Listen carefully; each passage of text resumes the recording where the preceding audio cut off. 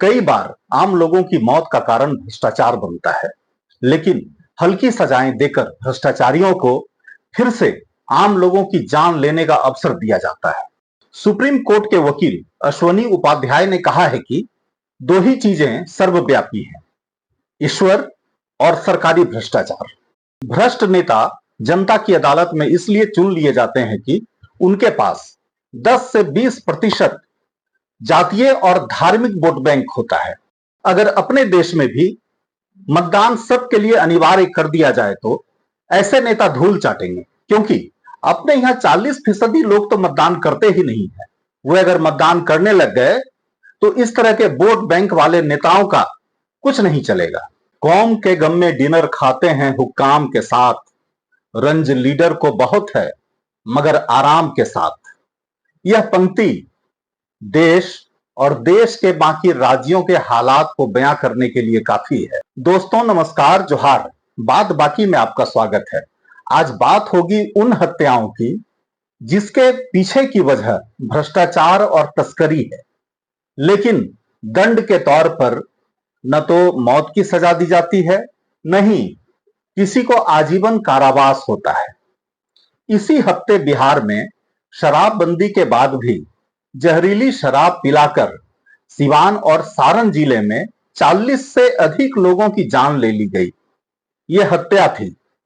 मामले में कई लोगों को हिरासत में भी लिया गया, मगर अफसोस यह है कि इन हिरासत में लिए गए लोगों पर अपराध साबित ही नहीं होगा, और अगर अपराध साबित हो भी गया तो न तो उन्हें मौत की सजा मिलेगी और न किसी को आजीवन कारावास में भेजा जाएगा।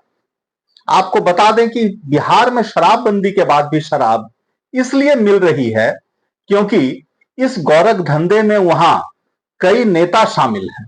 कई बार तो लोगों की मौत का कारण कालाबाजारी, तस्करी, भ्रष्टाचार और मिलावट होता है, लेकिन आरोपियों को हल्की सजाएं देकर उन्हें फिर से लोगों की मौत का कारण बनने का अवसर दिया जाता है। वह भ्रष्टाचार ही है जिसने देश की हालत खस्ता की है।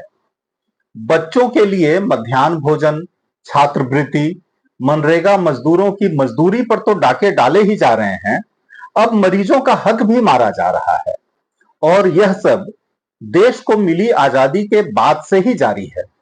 आजादी के बाद प्रधानमंत्री नेहरू जी ने कहा था कि कालाबाजारियों को नजदीक के किसी लैंप पोस्ट पर टांग देना चाहिए, लटका देना चाहिए, मगर नेहरू जी का यह सपना वो खुद पूरा नहीं कर पाए।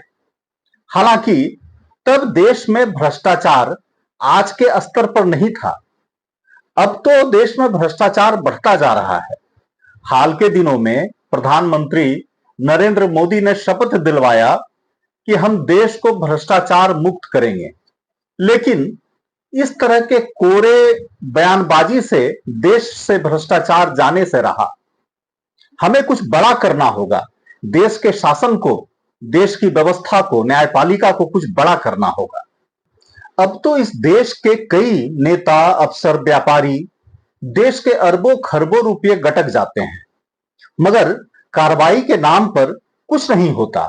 आप देख सकते हैं आज तक किसी भ्रष्टाचारी को मौत की सजा छोड़िए आजीवन कारावास तक नहीं हुई है। चाइना, जो कि हमारा पड़ोसी है और आंखें दिखाता है, वहां की सेना लगातार मजबूत होती जा रही है, क्योंकि वहां ऐसी व्यवस्था है, ऐसे कानून हैं कि एक रकम से ज्यादा अगर भ्रष्टाचार किया जाता है तो आरोपी को मौत की सजा दी जाती है।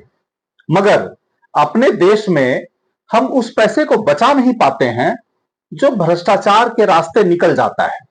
अगर उस पैसे को हम बचा पाते तो हमारी सेना मजबूत है, मगर हम उसे और मजबूत बना सकते थे।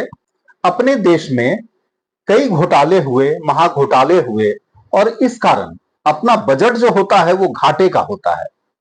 पिछले साल बिहार से खबर आई, दैनिक भास्कर ने खबर दी कि पिछले 33 महीनों में बिहार के 4 जिलों से 5 लाख से ज्यादा फर्जी आयुष्मान कार्ड बनाए गए बगैर उच्च स्तरीय सांठ गांठ के। ऐसा संभव नहीं लगता है।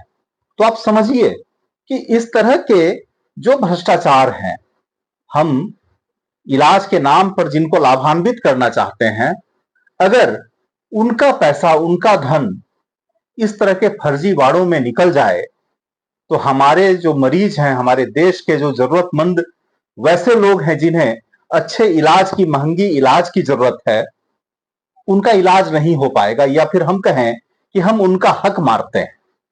मालूम हो कि आयुष्मान कार्ड होल्डरों को सरकार की तरफ से 5 लाख रुपए तक के इलाज की व्यवस्था है। इससे पहले हरियाणा के रोहतक में भी, तब कोरोना काल था और वहां से खबर आई थी कि वहां फर्जी आयुष्मान कार्ड बनाए जा रहे हैं और विभिन्न तरह के जगहों पर साठ गांठ कर उन पैसे को निकाला जा रहा है। जिस रफ्तार से जाली कार्ड बन रहे हैं, उससे इस मद में आवंटित अधिकांश पैसे फर्जीवाड़ा में निकल जाएंगे। कई असली मरीज दवा और इलाज के अभाव में मर जाएंगे। तो ऐसी मौतों को हत्या कहना कहीं से गलत नहीं होगा। ऐसे में यह कातिल भ्रष्टाचार है। फिर आखिर मरीजों की जान लेने वाले भ्रष्ट कर्मियों और अफसरों के लिए फांसी की सजा का प्रावधान क्यों नहीं होना चाहिए? मतलब ये कि पूरे देश में ऐसा घपला हुआ है। भ्रष्टाचारियों का सिंडिकेट बाकी कई राज्यों से गुजरते हुए बिहार पहुंचा होगा या हरियाणा पहुंचा होगा। 1993-94 में यूपी के डीजीपी रहे प्रकाश सिंह ने कुछ साल पहले एक रिसर्च के हवाले से कहा था कि जब एक हत्यारे को फांसी होती है तो हत्या करने के लिए उठे कई हाथ अपने आप रुक जाते हैं। सुप्रीम कोर्ट के वकील अश्वनी उपाध्याय ने कहा है कि लगता है कि दो ही चीजें सर्वव्यापी हैं, एक ईश्वर और दूसरा सरकारी भ्रष्टाचार। भ्रष्टाचार के खिलाफ आम लोगों का कैसा संकल्प है, वह चौक चौराहों पर कभी भी प्रकट होता रहता है। यदि कोई पॉकेटमार किसी व्यक्ति के पॉकेट से 100 रुपये भी चुरा लेता है तो पकड़े जाने पर भीड़ उस पर टूट पड़ती है। यदि उस पॉकेटमार को बचाने के लिए ऐन वक्त पर पुलिस नहीं आ जाती है तो सिर्फ 100 रुपये के लिए भीड़ उस पॉकेटमार का क्या हाल कर देती है, यह समाचार माध्यमों में हम आए दिन देखते रहते हैं, पढ़ते रहते हैं और सुनते भी हैं। हालांकि ऐसा नहीं होना चाहिए। कानून किसी को भी अपने हाथ में नहीं लेना चाहिए। कानून के अनुसार ही किसी को सजा मिलनी चाहिए। मगर भीड़ की यह धारणा है कि सिस्टम उस पॉकेटमार को भी सजा नहीं देगा, इसलिए भीड़ कानून अपने हाथ में लेती है। दूसरी ओर आम जनता की ही टैक्स से, सरकारी खजानों में जमा धन से तरह तरह के भ्रष्टाचारी अरबों रुपये लूट लेते हैं तो यह सिस्टम उसे सबक सिखाने लायक सजा ही नहीं देता है। कर्नाटक के पूर्व लोकायुक्त और सुप्रीम कोर्ट के पूर्व न्यायाधीश संतोष हेगड़े ने कहा था कि अपराधी साबित होने तक किसी को निर्दोष मानने वाले कानून में परिवर्तन होना चाहिए। अब तक तो यही माना जाता रहा है कि जब तक किसी को सुप्रीम कोर्ट से सजा न हो जाए तब तक उसे अपराधी नहीं माना जाए। पूर्व न्यायाधीश संतोष हेगड़े के अनुसार इस कानूनी मान्यता ने भ्रष्टाचार को घटाने में मदद नहीं की है। जनवरी 2010 में ही पूर्व न्यायाधीश संतोष हेगड़े ने कहा था कि कड़े कानून होने के बावजूद देश में भ्रष्टाचार नहीं घटा। हमें उस न्याय शास्त्र को भी भुला देना चाहिए जो यह कहता है कि किसी निर्दोष की प्रताड़ना की तुलना में 9 अपराधियों को बरी करना बेहतर है। सुप्रीम कोर्ट ने पिछले साल मार्च में कहा था कि पैसे की भूख ने इस देश में भ्रष्टाचार को कैंसर की तरह पनपने में मदद की है। अदालत ने कहा कि संविधान के तहत स्थापित अदालतों का देश के लोगों के प्रति कर्तव्य है कि वे दिखाएं कि भ्रष्टाचार को कतई बर्दाश्त नहीं किया जा सकता। मगर यही काम खुद सुप्रीम कोर्ट को और मजबूती से करना चाहिए। सुप्रीम कोर्ट ने यह भी कहा था कि भ्रष्टाचार इस देश की प्रगति में बाधक है। सच यह है कि भ्रष्टाचार इस देश में फैली देश तोड़क शक्तियों को रोज दर रोज मजबूत बना रहा है। मद्रास हाईकोर्ट ने नवंबर 2020 में कहा था कि केंद्र सरकार को चाहिए कि वह भ्रष्टाचार के आरोप में फांसी की सजा का कानूनी प्रावधान करे। सुप्रीम कोर्ट से भी यह उम्मीद की जाती है कि वह मद्रास हाई कोर्ट की चिंता के साथ अपनी एकजुटता दिखाए। दरअसल इस देश में बड़े से बड़े अपराधियों और भ्रष्टाचारियों को कानून का डर नहीं रहता, इसलिए भी कि सजा मिलने में काफी देर होती है या सजा नहीं मिलती, तारीख पर तारीख पड़ती जाती है। सजा की दर बहुत कम है। कुछ कानूनों में सुधार जरूर हुआ है, मगर भ्रष्टाचार के खिलाफ कानून में अभी और भी बहुत सुधारों की गुंजाइश है। बड़े घोटालेबाजों, खासकर बड़े नेताओं के खिलाफ जारी मुकदमों के फैसले आने में दशकों लग जाते हैं। आरोपित तारीख पर तारीख लेते जाते हैं। पूरी सुनवाई अवधि में किसी मुकदमे में 3 बार से अधिक स्थगन न मिले, ऐसा प्रावधान सुप्रीम कोर्ट को करना चाहिए। नेशनल हेराल्ड का केस डॉक्टर सुब्रमण्यम स्वामी ने 2013 में शुरू किया था। उस केस में प्रगति बहुत धीमी है। यही हाल 2G स्पेक्ट्रम घोटाले का है। स्पेक्ट्रम मामले में निचली अदालत के निर्णय के खिलाफ जांच एजेंसी ने दिल्ली हाई कोर्ट में अपील कर रखी थी। पहले तो दिल्ली हाई कोर्ट ने कहा था कि रोज रोज सुनवाई होगी, पर लगता है कि उसमें अब कोई प्रगति नहीं है।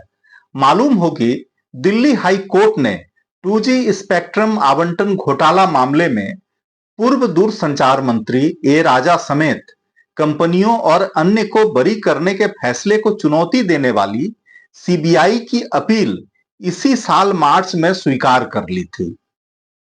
न्यायमूर्ति दिनेश कुमार शर्मा ने कहा था कि रिकॉर्ड में उपलब्ध सामग्री और पक्षों के वकीलों की ओर से पेश दलीलों के आधार पर सीबीआई ने प्रथम दृष्टया जो मामला बनाया है, उसकी गहन जांच की आवश्यकता है और अपील पर विस्तार से सुनवाई की जरूरत है।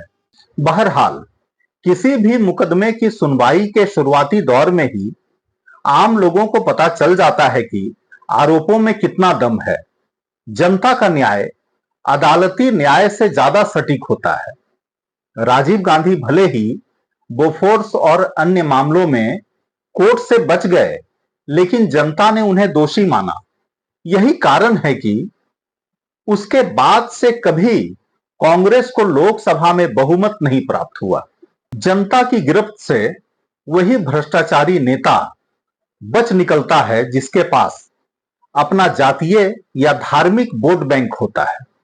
अगर मतदान सबके लिए अनिवार्य कर दिया जाए तो कोई वोट बैंक किसी के काम नहीं आएगा, क्योंकि अपने देश में लगभग 40% लोग तो वोटिंग करते ही नहीं है।